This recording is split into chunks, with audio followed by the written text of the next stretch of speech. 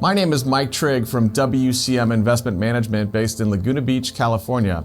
I'm one of the portfolio managers on our global growth equity strategies, and I lead our investment team.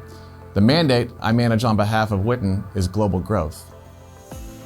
Our investment style is best described by the name of the strategy, quality global growth.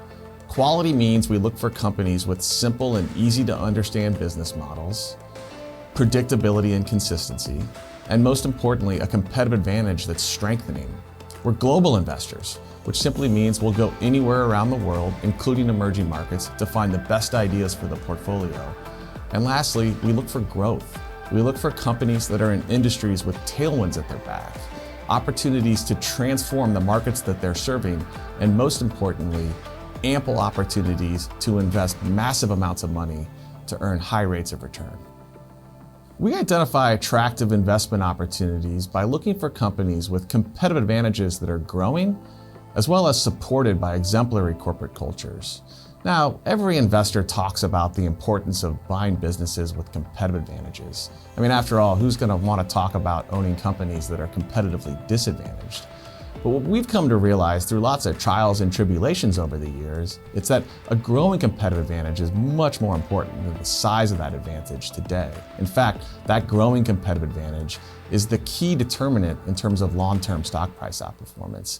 And importantly, it not only helps you find great investment opportunities, but it steers you away from the value traps that can be so detrimental to portfolio performance. Culture is the other really important characteristic for us. Now, if you step back and you think about the types of companies you've probably worked at over the years, we've all worked at companies with good cultures, companies where we mattered, where we were engaged, where we were willing to do whatever it took to make the company successful. And you can think about the company you worked at with the bad culture, where you didn't matter, where you counted the minutes on the clock to the end of the day, where you looked for a new job during your lunch break.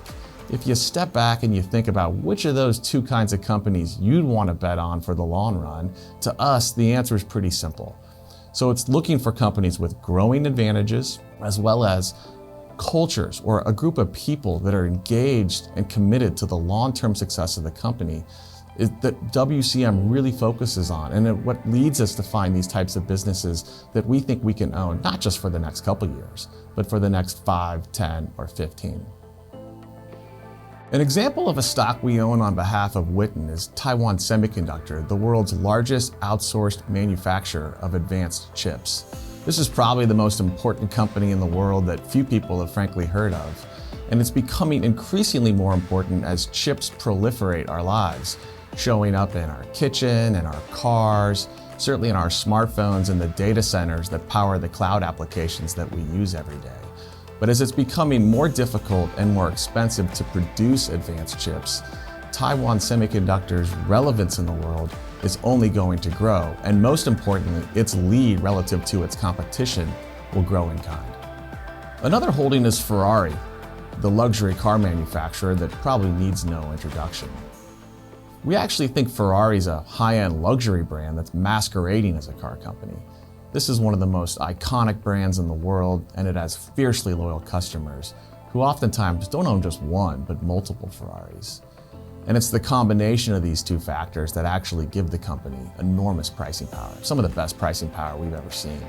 It's also finding new ways to unlock growth. It continues to move upmarket with increasingly more expensive versions of its cars. It's launching an SUV. And in the future, we see a day in which Ferrari will have electric versions of its cars, taking advantage of what's going to be the most important growth opportunity in its industry for decades to come.